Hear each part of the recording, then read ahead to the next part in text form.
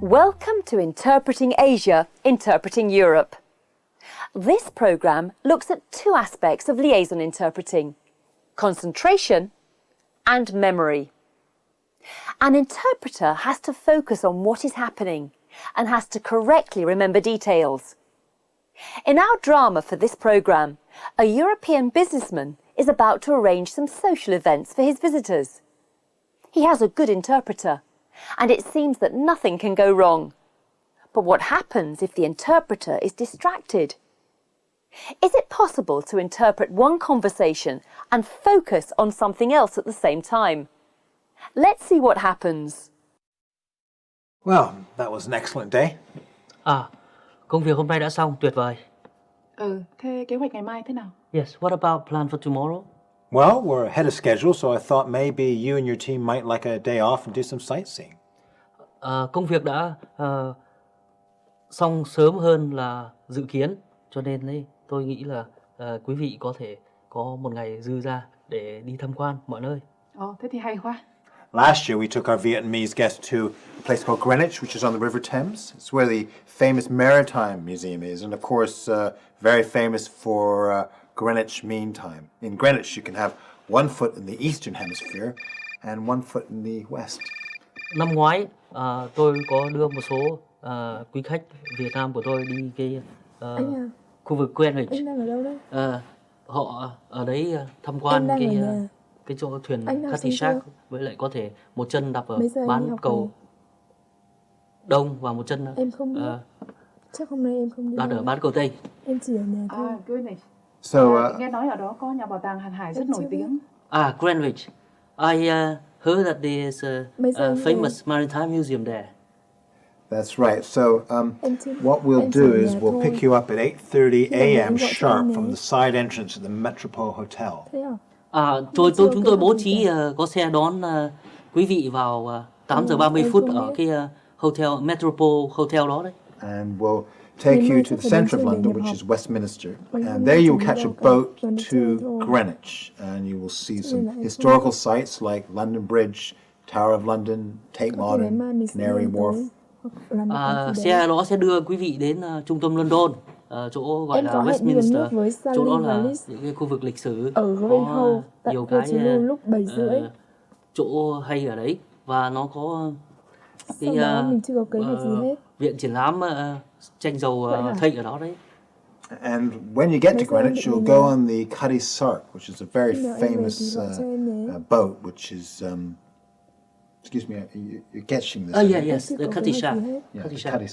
Cutty Sark.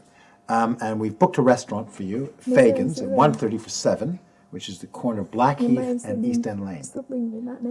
Sau đó thì chúng tôi sẽ đưa quý vị đến xuống dưới Greenwich. Ở đấy thì quý vị có thể lên tham quan chiếc thuyền cướp Cutty Sark. Rồi đó chúng tôi đã đặt một bàn cho 7 người ở cái khách sạn Quay House ở góc phố Blackheath với lại đường Waterloo gì đó. Ngày mai trời đẹp thì sẽ đi nhé. You can see that even the smallest distraction can affect the interpreter.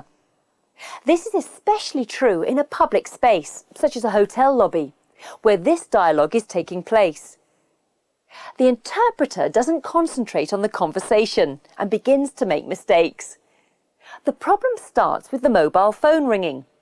Let's see that again.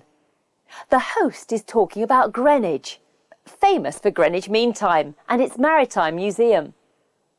Listen for how the interpreter fails to deal correctly with these place names.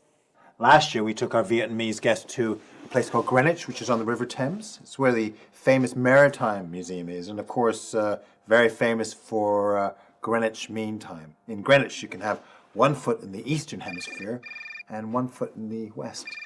Năm ngoái, tôi có đưa một số quý khách Việt Nam của tôi đi cái khu vực Greenwich. Anh đang ở đâu đấy?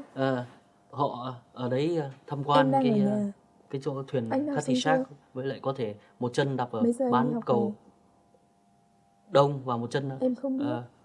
Chắc hôm nay em không đi. đặt ở bán cầu tây. Em chỉ ở nhà thôi. Greenwich. Nghe nói ở đó có nhà bảo tàng hàng hải rất nổi tiếng. Greenwich. I heard that there is a famous maritime museum there. Quite clearly, the host is confused. He has already mentioned the Maritime Museum, but it seems that the guest is talking about it for the first time. So what happened? The interpreter was not paying attention, missed out the information, and has caused the confusion. And there's more. Because the interpreter is distracted, he makes serious errors concerning the arrangements for lunch. Listen carefully. And when you get to Greenwich, you'll go on the Cutty Sark, which is a very famous boat, which is... excuse me, you're catching this. Oh, yes, the Cutty Sark. Yeah, Cutty Sark. And we've booked a restaurant for you, Fagan's, at 1:30 for 7, which is the corner of Blackheath and East End Lane. Sau đó thì chúng tôi sẽ đưa quý vị đến xuống dưới Greenwich. Ở đấy thì quý vị có thể lên tham quan chiếc thuyền cướp Cutty Sark. Rồi đó chúng tôi đã đặt một bàn cho 7 người ở cái khách sạn Quay House ở góc phố Blackheath với lại đường Waterloo gì đó. The interpreter's task is to convey accurate information, and the interpreter must be able to identify the vital information. If he doesn't focus on the task, then he cannot do it. If he doesn't concentrate, then he cannot remember. So, we have seen how the interpreter must concentrate. Now let's consider memory. Without a very good memory, I don't think that anyone could act as a good interpreter. One of the first primary requirements for interpreters, I would name them like listening comprehension, like note-taking, and memorization. And I believe these are three most important skills and requirements. Of course, filming someone using their memory is a little difficult. But look at these professional interpreters at work. Using memory involves 3 stages: encoding, storage,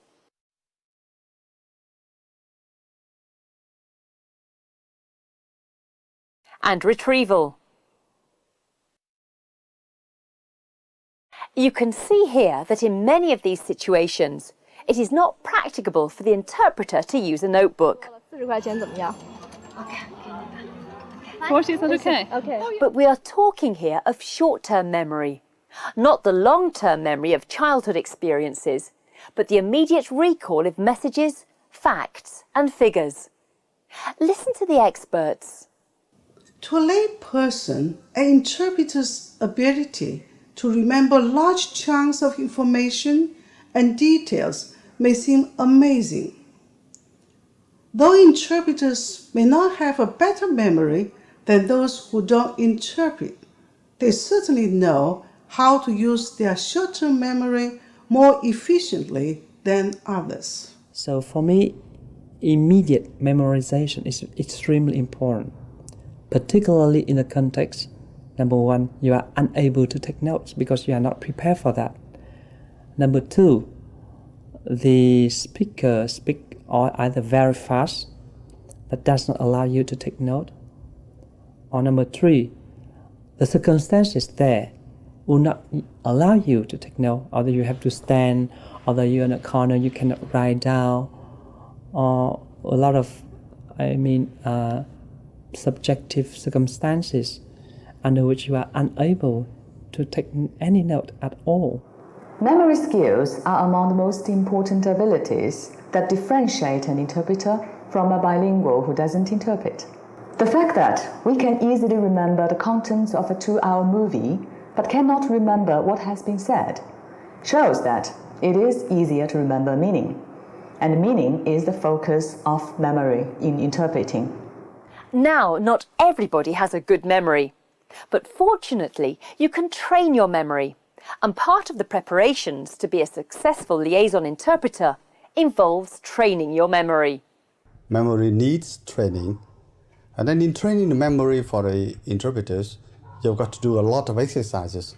The purpose of memory training is to remember more and for longer, so as to expand the limitations of short-term memory, or STM.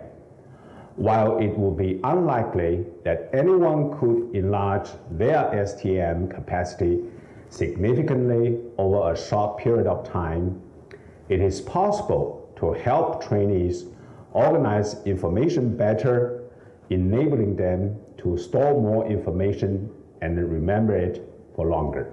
Since the time when we were the students, we often practice to train our memory by reading the passage in our mother tongues, Vietnamese of course, and in English. And the passage at first was around, just say, 50 words, and then we read the longer and the longer passage, 100, 150, 200, and even we read the passage as long as 400 words or more. One effective way of training students to organize the information better is to do logical analysis of the passages heard. Usually, we start with short, well-organized, and logically structured passages and ask the students to give the information back once they've heard it. We focus first on the gist of the whole passage and the links within it. By remembering the keywords and the logical links, interpreters can recall what was said in the original speech, and the detailed recording can be emphasized at a later stage of training. The passages used gradually become longer and less well-organized, more representative of the kinds of speech most interpreters need to deal with in the course of their work.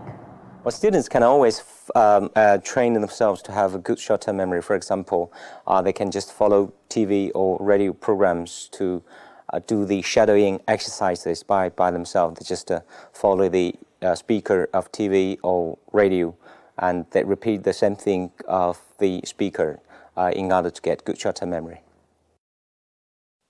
The interpreter uses various techniques to help and improve memory. Categorization, generalization, comparison, and mnemonics.